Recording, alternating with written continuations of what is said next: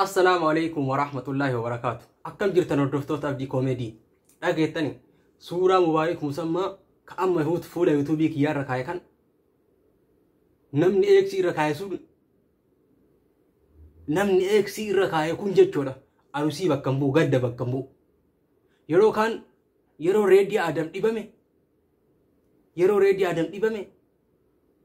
يا رب أجيس على دعاء تكالتها. أكنما وانسان حلوبة أجرو إيت. أكنما gandumma ti deebisanii dubbii jecha akka waan nama san haluu ba'aa jirutti kunoo eeksii irra kaayee Facebook irratti eeksii irra kaayee yaa rabbi dabarse jedhee barreessee irratti gadhiisa. Eeksii irra kaayee yaa rabbi ajjeesi jedhee eeksii irra kaayee barreessee gadhiisa. Kuni arsii bakka hin bu'u. Kun amma waan gandummaa waan haasaa akkasiin hin taane arsii bakka hin bu'u. Mubaarik jimmaa ta'uu bakka fedhe haa ta'u Oromoo qulqulluu Islaamaa aanaadhaa firaa dhiiga keenya jechuudha. Dhiiga keenya jechuudha. Namni dhufee Facebook irra fidee suuraa Mubaariki gaggara galchee eeksii irra kaa'e kuni gaggara galchee eeksii irra kaa'e kuni bakka hin bu'u. Abadan bakka hin bu'u. Yaa Rabbi dabarsi jedhaa barsanu. Yaa Rabbi kun bakka hin bu'u obboleeyyan kiyya. Namni Facebookii maqaa fedheen baafatee maqaa arsiitiin baafatee nama arrabsuu danda'a. Maqaa arsiitiin baafatee nama xiqqeessuu danda'a. Sababa nama tokkootiin nama mararrabsuu hin dandeenyu jechuudha.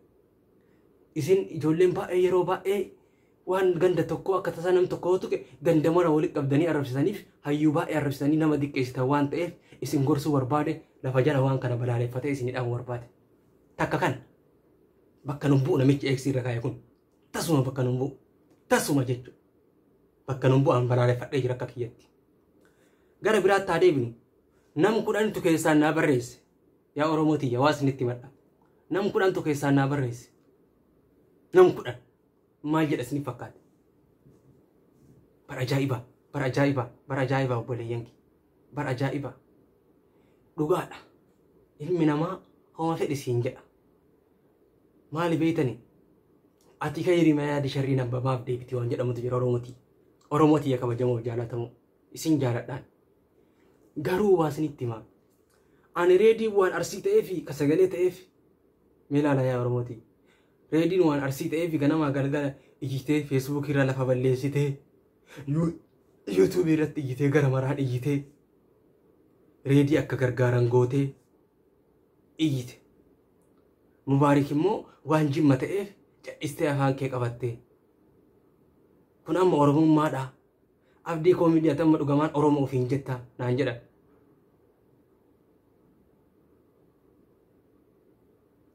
Reedii wayita dhibame ganamaa galgala iyyitee Facebook irra lafa balleessitee gurbaa tokkocha ka jimmaan bakka hin buune yaa Rabbi reedii ajjeesi jedhee ka Facebook irra maxxanse. Sababa isaatiif jettee nama meeqa arrabsitee as baatee lafa kana Facebook irraa nu dhiphistee reediin du'aa jira. Reediin asirraa godaanaa jira. Reediin nu jala du'aa jira nu gargaaraa jettee iyyitee maraattee Facebook kanarraa lafa dhiphistee bakka teennuuf bakka kaanuuf bakka gallu nu dhoggitee hadda Mubaarik musammaa dhibamnaan boolla seentu dhabdee. Yaa Oromooti yaa kabajamoo jaalatamoo Oromooti yaa lubbuun tiyya fiidaa siif haa taatu. Uummanni Oromoo ta'u lubbuun tiyya siif fiidaa haa taatu. Akkasi. Wallaahi billaahi tallaahi. Abdii koomedii abadan gandummaan qabu. Gandummaan lafee keessan hin jirtu. Wallaahi billaahi. Wallaahi billaahi tallaahi. Reedii wanni sagalee ta'eef tokkoffaa. Nama dhibame kamiyyuu sagalee ta'een beekamu dura reedii sagalee ta'eef iyyeef takka sun dhugaadha dhugaa dhokachuu hin dandeenye. Mubaarik musammaa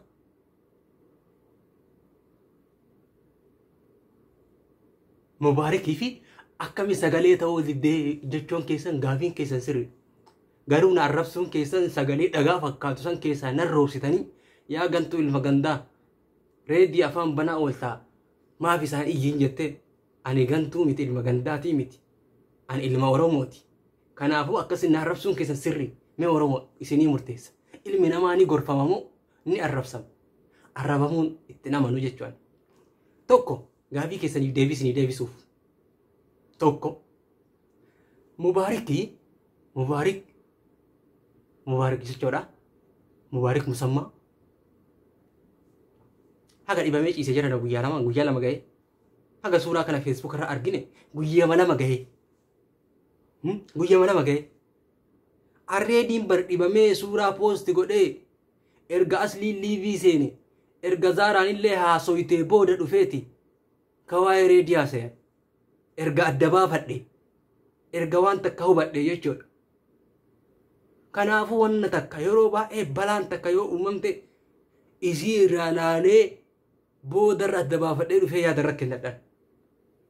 Reediin dhibame tokkoffaa dhibamuu isaa adda baafachuu hin qabu. Lammaffaa itti bilbilee sagalee isaan dhaga'u qaba haala inni jiru arguun qabu.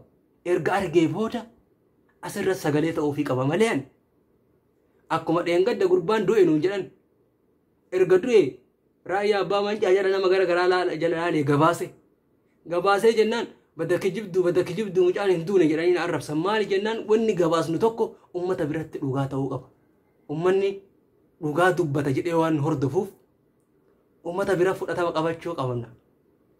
Wanni gabaasnu sun waan dhugaa ta'uu qaba. Kanaafuu waan san qoradha. Kana yoo jedhu Mubaarik hin dhibamne jedhee shakkoo kootii miti. Guyyaa lama jechuudha. Mee maa guyyaa sadii naan obsinaa. An sagalee ta'uuf yaadamu. Guyyaa sadii maa naan obsinaa. Mubaarik dhibame taanaan rakkate taanaan namni feesbuukii kana dhiphisu abdii koomeediiti. Namni feesbuukii kanarraa maraatee akka Mubaarikiin gargaaran namni godhu abdii koomeediiti. Sababbiin tokkoffaa yaa ilmaan Oromoo. Mucaan kun tokkoffaa gandummaan qabu. Lammaffaa jaalalatti amana. Sadaffaa shamarran teenna bira dhaabbata. Shamarran teenna kabaja. Shamarran teenna sagalee ta'a. Sadaffaa mucattiin miskiyu jedhamtu Liibiyaa keessatti rakkattee intalli Oromoo rakkattee jecha yaa Oromooti. Bakka seentu dhabdee waa meeqa taatee jechuudha yaa Oromooti.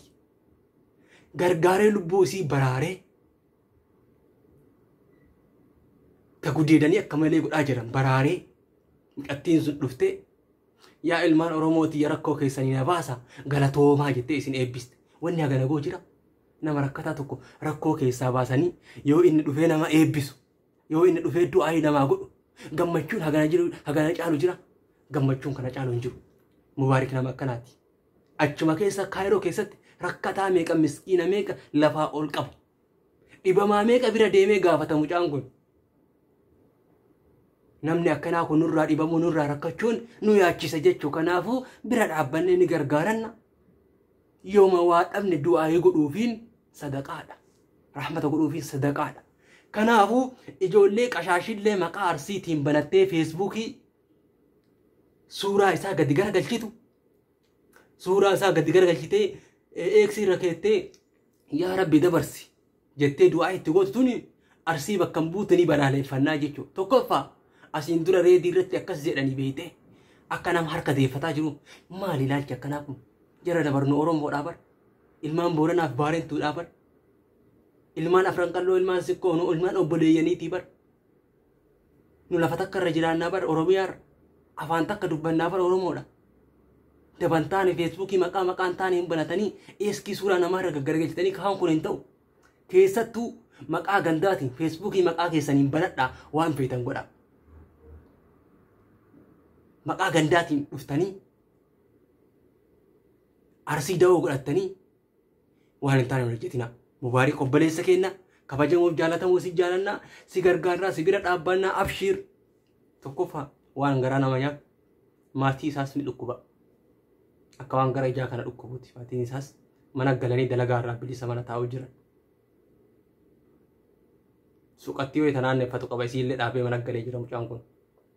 Dhibamuu isaatti garaa nu nyaata. Jaran yoo waa qabaattan dhibba yoo sirraa baate isin miitu. Garuu walirra yoo buute isa fayyaduu dandeetti. Aadaan keenya aadaa wal gargaaruuti, aadaa wal bira dhaabbatuuti. Walitti darbinee gargaaree bira dhaabbachuu dandeenya. Kanaafuu namni feesbuukii irratti irra deebi'ee isinitti himaa yaa Rabbi dabarsi jedhee eeksii irra kaa'e kun arsii bakka hin bu'u isiniin jedhee jira balaaleffadhee jiran. Bakka nuun bu'u. Abadan bakka nuun bu'u.